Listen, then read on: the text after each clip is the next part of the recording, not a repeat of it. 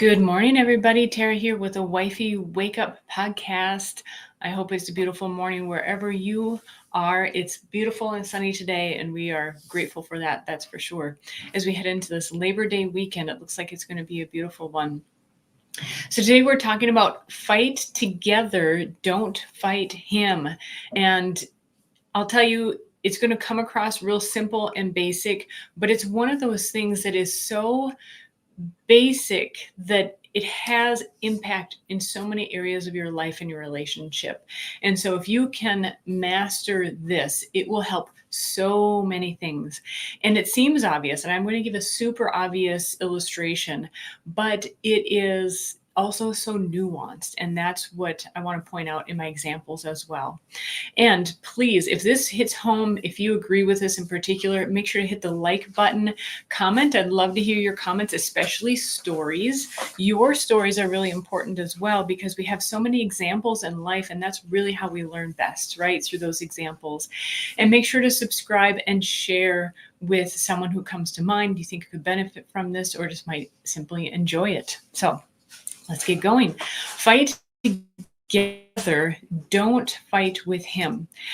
Now, we've all at some point done a tug-of-war contest, right? Probably when you were little kids. I vaguely remember doing tug-of-war, and it was fun, right? It's a fun activity, great activity if you want to wear out kids and set the foundation for great lessons later in life. But as a general rule for, the metaphor of a life practice, it's not something you want to incorporate into your daily life. And because as adults, we know that energy is precious, right? It's a precious commodity, and you don't want to be wasting it fighting with people. And I think we've all probably had that work day where it would have been just fine if you were doing your regular work, but there were so many battles, there was so much conflict that it actually made it much more exhausting than it totally needed to be. And that's what I'm emphasizing here is there are times in a relationship, and it can creep into, sometimes it just comes in guns a-blazing and you know that you're in a conflict, but sometimes you have those little conflicts that just keep lasting over time, and they gradually just drain on you. So those are the ones that I really want to particularly point out. And then later I'll address, how do you manage the big ones also? Because when you're married in particular, and for any significant length of time, you are going to have issues come up in life that you really need to address, that are life altering, extremely important.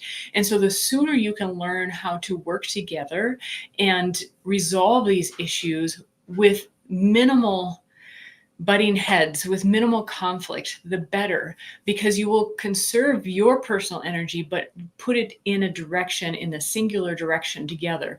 So imagine the tug of war, right? You have each side expending tremendous energy trying to get that center point over the line, right? Well, you're both expending a ton of energy, and just imagine this is you and your spouse. That energy that you're spending pulling against each other, or even clashing, usually is clashing, right? But same concept is that you're not coming together and working together. And the biggest thing is to keep in mind what you are fighting for together. So often, I think, is promoted in our society to work against each other, particularly for women, for some reason, somehow. And I think it's in a lot of the programs, the TV programs that we grew up with. You might never watch TV these days or even have time for it, but we grew up around sitcoms where the couples would bicker and fight, and it was about bantering, right? And that's fun and funny to watch, but when you think about it, it's a lot of wasted energy. And you can have fun in other ways. And I'm going to try not to go off on too many tangents here. So the main thing is remembering what you're fighting for together. It might be your relationship, just simply fighting for your marriage. And it doesn't even have to be in the sense that it's on the rocks, just that you are united in, you want to be together and build the best relationship. So you're in the same boat, fighting in that direction.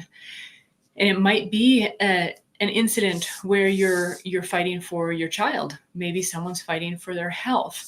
Maybe you're fighting for your financial future. And fighting doesn't have to be a battle. It can just be like all steam, full steam ahead. We're both going in this direction, and our energy is going in that direction. How much more successful you can be that way.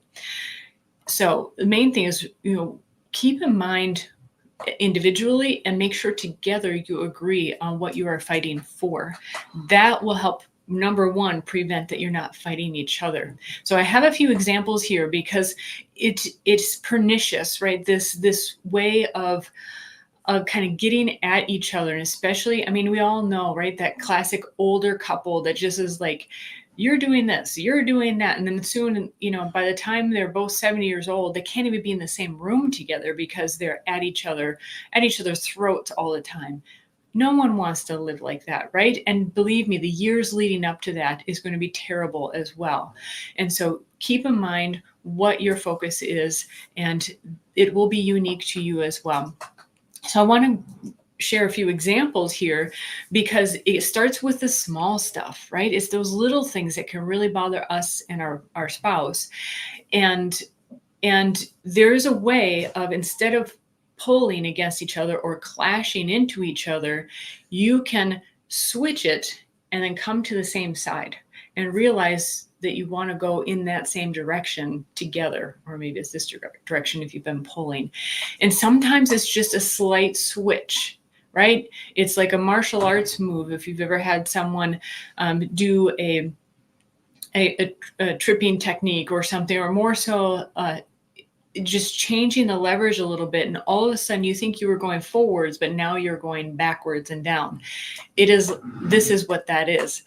So here's a real life example from my life. So I'll say, honey, I'm going to be cleaning today, and I really, will you clean up this area, maybe like the living room table, so that I can do a better job of cleaning today. Now, our common goal and focus is we both appreciate a clean home. And I'm the one that primarily does the overall cleaning. So we're on the same page. We want the same thing, but I need something from him because he doesn't want me putting things in places where he wouldn't normally put them, right? The classic, honey, where did you put this, right? And so what I ask of him is, will you clean up this area? So our shared goal is the area is clean, and you get what you want. You get your things in places that you want them, and I can clean without having to pick everything up or clean around the stuff.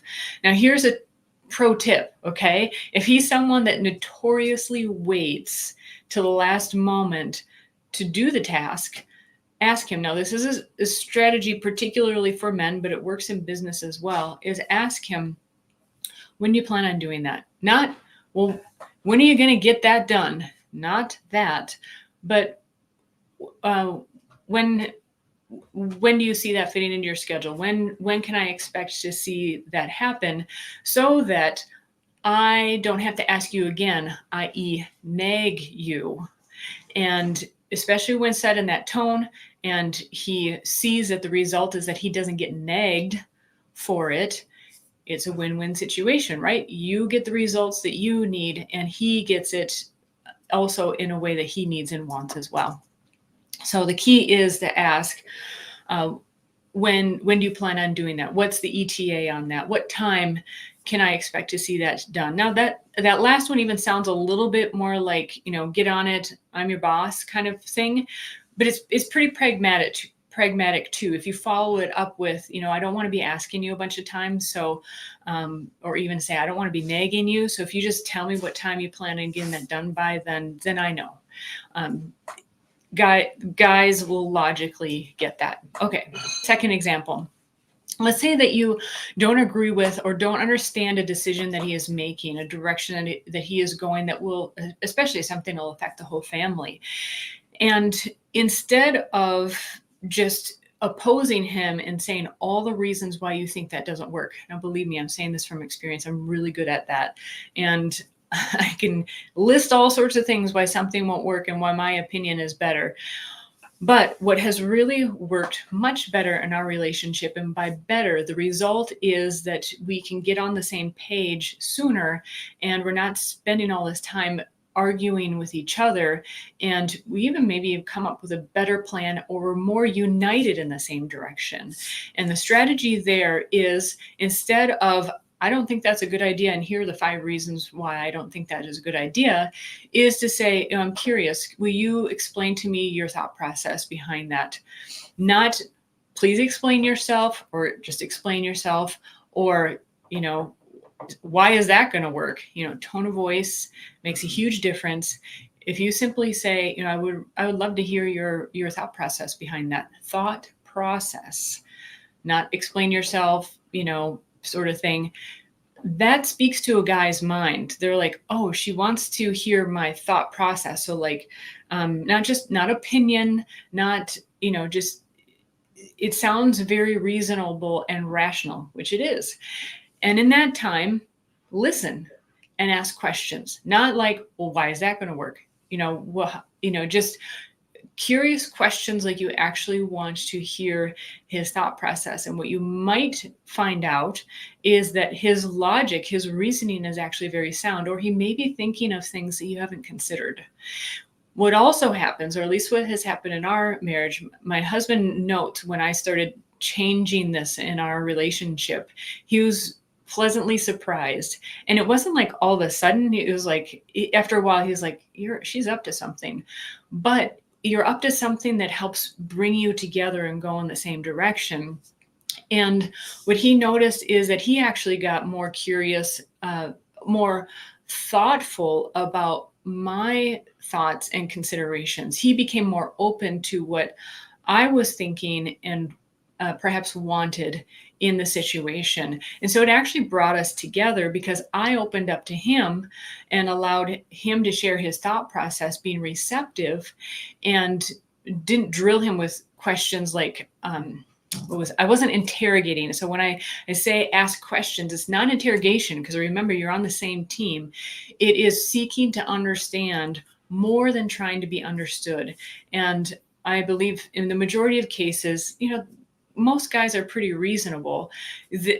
A similar situation can likely happen for you, where he'll then be ready to listen to you more as well. But it's again, it's another leverage point. It may be a gradual shift, but it can, even those gradual shifts can be amazing. Okay. The last example is in a more extreme case. There are times in life where you just have a huge issue that you're dealing with, and it's just really big for both of you. It's life-changing. It's, I don't know, maybe it hits a value that you didn't address early on in your relationship. And quite frankly, you're never going to know all the details before you get married about where your values lie and where might be conflict points until you go through them. And so it's normal. It's going to happen. The best you can do is make sure you line up on those key values and be willing to work together in the same direction.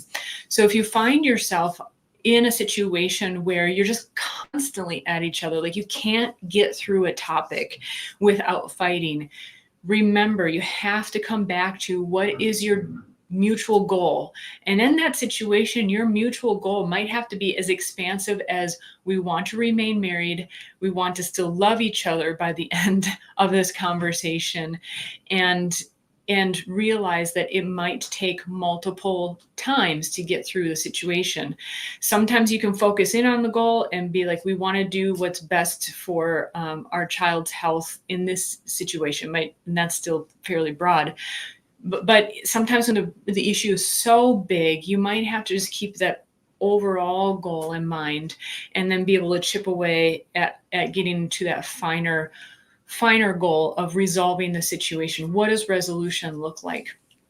And like I said, it might take 6 sessions, right? 6, instead of trying to resolve the problem in one session, you might have to say, let's talk for 20 minutes. And the goal is to get a little bit further, not necessarily resolve the issue. And by the end, make sure that through it. And in the end, we are still fighting for our relationship, for this aspect of our future, for example, that we can come away and say, I love you. And it's really important to me that we remain united through all of this. And it, like I said, it might take several sessions, but several sessions chipping away at it is way better than 50 fights and never resolving it and then going your separate ways, whether it's separate ways in divorce or separate ways in just being in different rooms for the rest of your life. So the biggest point here is that remember what you are fighting for, okay? It might be as broad as your relationship and your marriage. And there are times where you can align more accurately on something.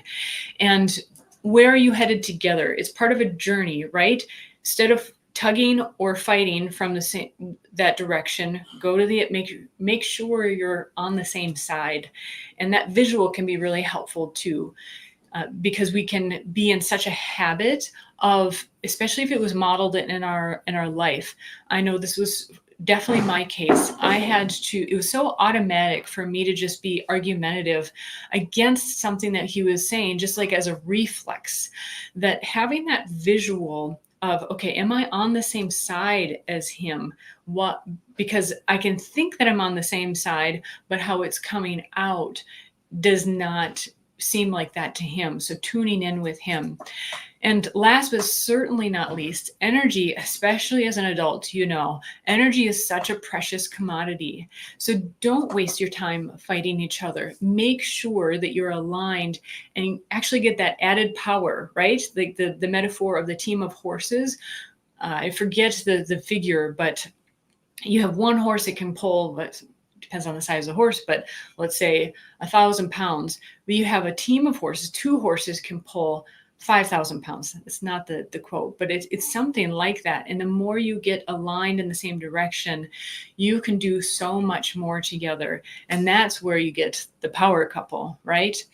Okay, so I would love to hear from you. Do you have any stories, whether you were tugging at each other, fighting each other, or when you aligned in the same direction? Would love to hear your stories and would love to hear from you. Make sure to share with a friend that you could think would enjoy this, and have a fabulous weekend, everybody. Take care.